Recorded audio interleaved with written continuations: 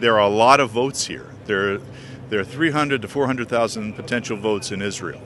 And many of them are coming from the key states that are going to determine the election in November: Ohio, Pennsylvania, Florida, and others. Those are states with relatively large Jewish populations.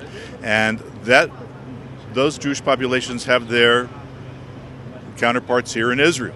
I mean, in Florida alone, we think maybe 10 to 12,000 Florida voters here. In 2000, 537 votes decided who was going to be president, and they all came from South Florida. 1,500 votes for Bush came from Israel during that election.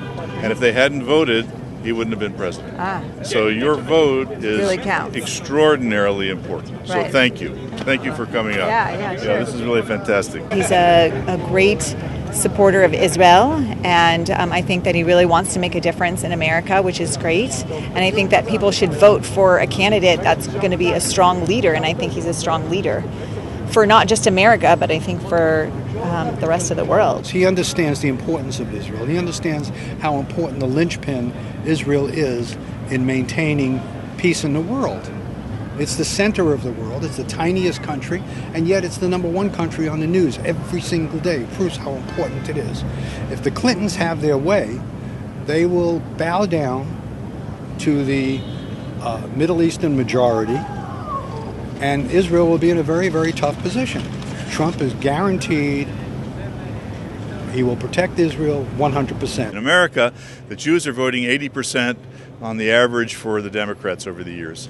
In this election, I think the Jewish vote for Clinton, to the extent that he comes out, and that's going to be an interesting issue, will be close to 90%. Okay, and but here in Israel, almost the exact opposite happens. We have 80 to 85% over the years voting Republican here in Israel, even though most of them were registered Democrats in the United States.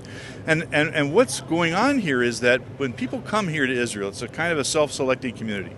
These are Jews who identify as Jews with the state of Israel. They made a choice, a life choice, to come here. And a lot of the students that come here to study in the yeshivot and universities are also doing that. And when they come here, they put, by necessity, they're putting the Jewish state and the Jewish people high on their list of priorities, okay? Whereas in the United States, the Jews have a problem with their identity. I mean, on the one hand, they're quite assimilated. On the other hand, they vote in a way that's very different from every other ethnic group except for the Afro-Americans. And they're voting in huge percentages for the Democrats because of, I think, in my view, is a feeling of insecurity they have about Jews. They don't put Israel, most of them, more than 2/3 of them, wouldn't put the issue of Israel and the Jewish people or anti-Semitism in the top 10 issues that influence their votes. And you're saying that if you put Israel in your top priority, it's 100% Trump? You're voting for Republicans, and Trump is the Republican candidate. And the reason for that is that the Republican Party, unlike its Democratic counterpart, has shown, and especially this year, an extreme attachment and commitment to the Jewish people. You have to have been, as I was, at the convention in Cleveland.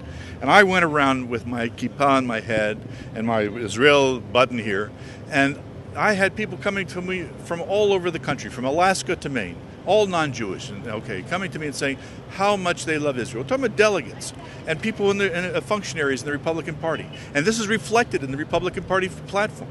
It's a love affair. It's a love affair between the Republican Party and the state of Israel. And the Jews here, the voters here, recognize this.